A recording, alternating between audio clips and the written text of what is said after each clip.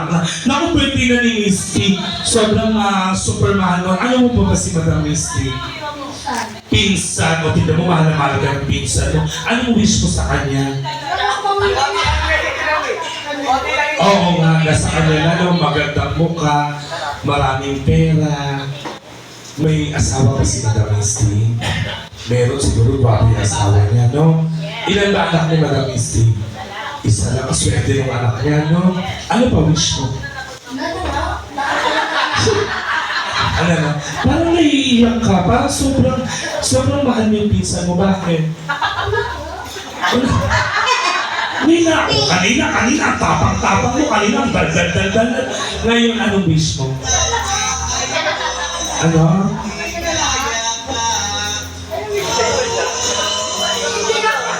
Sabi niya, ayun ang wish ko, good. Basta, ano na yun. Sige, ano ba gusto mo sa kanyang mangyari? Okay lang, kahit bulog ka. Good health. Hindi, good ano? Pwede naman kasi magandang kalusugan, may pag-good. Ano pa gusto mo? Good health? Hindi. Alam mo, nakakatuwa yung ganyan na yung mga pinsan mo, sobrang love ka. Kasi hindi naman lahat, parang hindi naman lahat close sa family, di ba? Oo. Pero ito, close mo ba yun? Oo. Ano ulit ang wish mo? Good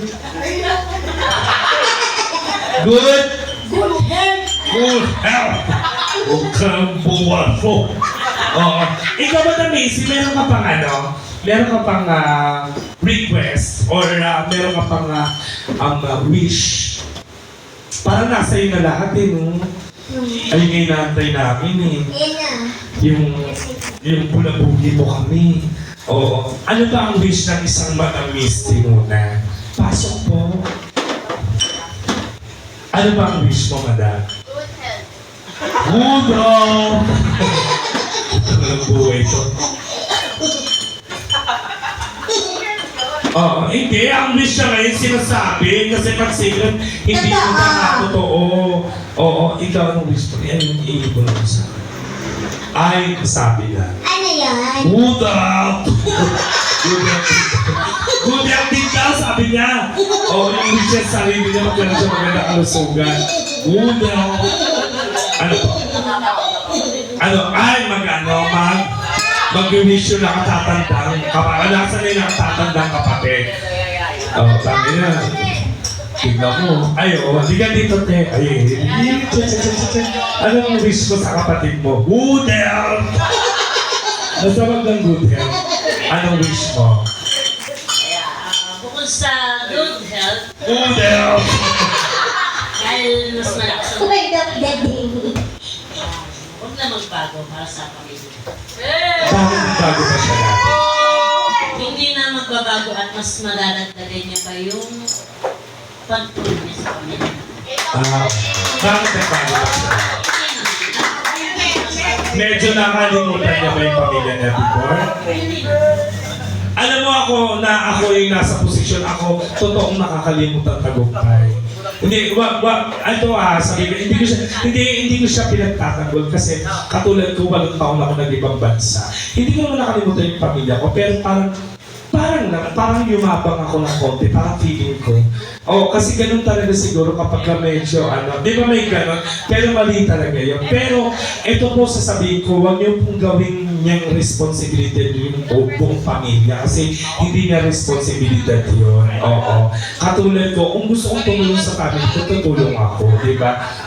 Pero wag kasi yung ibang mga pamilya kasi parang ginagawang responsibilidad ng tao yung pamilya nila, hindi. Bukod sa good health, ano pa ulit wish mo?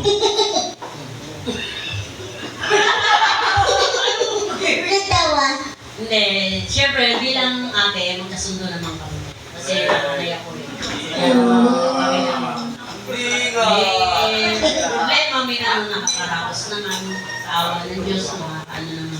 At lahat naman yung nalalampasan. Problema lang yan, di ba, no? Palakpakan niyo naman si ate. Sino ba kapatid mo dito? Ikaw din kapatid ka. Oh, ikaw dito. Pangalan to kung ano lumugtok ng bakla ito. Hello. Dad, happy birthday. At ano mangyari tayo magkakasama? Masayang pamilya, huwag mo kalilimutan kung ano sama ng loob ng pamilya natin. Ang higit sa lahat, ang mga magulang natin. Dad, happy birthday. Kung ano sama ng loob natin sa mga magulang natin, huwag mo kalilimutan. Sila ang bubuhay sa atin. Kahit ano mang mayari. Huwag mong kalilimutan. Kung ano naman ang mga loob, basta tayo buo, walang nag-aaway, walang nag-akita ng samaan ng loob. Happy birthday. Te, huwag mo kalilimutan. Tama naman yung sinabi niya. Oo. Oo. Sino pa ba ang kapatid? Eto, sino? Tanginan kami niyo pala magkakapatid, hayop. Baka mamaya matapos na yung oras ko sa mga wish-wish ko. I-text nyo na lang yung wish nyo. Ikaw din kapatid ka rin. Ano? Ampon? O, halata naman. Gana. Dito. Dito dito. Parang ito na yung nakikita ko sa TikTok dati. Oo. Hindi, anong wish mo? Ikaw ba ang bunso? Meron pang bunso. Ay, ikaw. Okay, ikaw.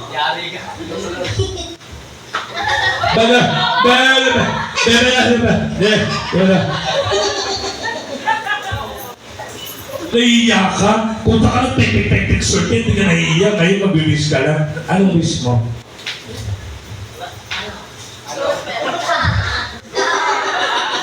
Happy birthday. Salamat sa lahat. Pasensya na ng matigas ulo ko.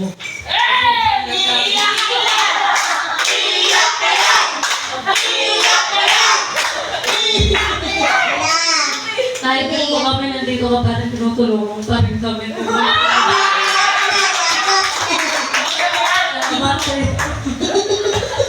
Kaya ikaw, huwag ka maglilate sa ando pag alam mo pupunta ka sa bar. Oo. Kanya-kanya sila salita, no? Maraming salamat eh. Sino, ayun, maganda yung mga kapatid, no? Oh, dito. Sino bunso? Dito. Ilan ba kayo magkakapatid? 6. Libog ng tatay niya. Diba dito? Ikaw, ano? Ba't parang lahat ng pamilya nyo lahat nagkakamot sa ulo? Dati ba kayo unggoy? Anong wish mo? Wish ko sana lagi siyang ingatan ni Lord. Tapos kung peace of mind na hinihingi niya, hindi namin maibigay. Sana ko sa kanya ibigay natin. Yung peace of mind na hindi nyo kayang ibigay. Ba't hindi nyo siya, ituro sa simenteryo? Para doon, tahimik doon. O, sino pa? O, yung Penes, magagaling yung mga magkakapatid magsalita, ah. O, ikaw na, Aisa Sikera.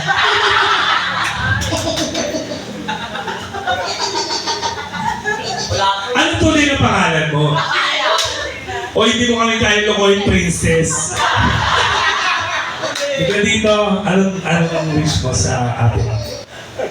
Then, wish ko lang sa'yo, sana maging sana at least touch ka na mga pupuntahan mo. Mag-enjoy ka lang. Kung ano yung gusto mong gawin, go lang. Support ka namin. Mahal na mahal ka namin, sir. Isa lang mapansin ko sa mga kapatid mo, hindi kayang banggitin yung S. Ito, ligta. Ito na mag-Uber. Oy, palakpakan natin. Naiiyak si ate. Ba't naiiyak ate? Ano? Ikaw yung naiyak, hindi yung kapatid, no? Ang cute naman ito. Basa pala to. Kala ko basag na bote. Ngayon ko lang nalaman. Oo. Uy, ako naman bilang ito kasi si Madam Misty, actually, naging guest ko siya sa kabilang bar. Napaka mapagbigay niya. Tangina, may tumansik ka. Siya pinakauling nagsalita bukod sa akin. Tangina mo may sisig ka. Hindi, bilang naging guest ko kasi si Madam Isa. Alam mo, Madam Isa, totoo, nung unang kita ko sa'yo, generous ka talaga. Oo. Yung pagiging, ang maganda sa'yo, hindi ka lang sa pamilya mo mabait, sa ibang tao rin mabait ka. Kaya umanga ako dyan eh. Kaya nung nakita ko siya kanina, sabi ko, Madam, naalala po kita kasi bumili siya ng ticket sa akin, walang kabog-abog. Nung nag-host ako, nagustuhan niya ako, sabi niya, bet ko tong performer na to. Tapos sabi niya, meron akong birthday concert. Tapos sabi niya, pagbilan ako ng 10. Tapos binigyan niya ako ng 3,000. Tapos ginawa niyang 4,000. Sabi niya, sige, sa inyo yung sukle. Sabi ko, salamat po. Pero hindi siya nakapunta. Pero bumili siya. Ibig sabihin, ganun siya ka-generous. Diba? Kasi meron mga ibang tao, madamot sa pamilya, pero mapagbigay sa kaibigan.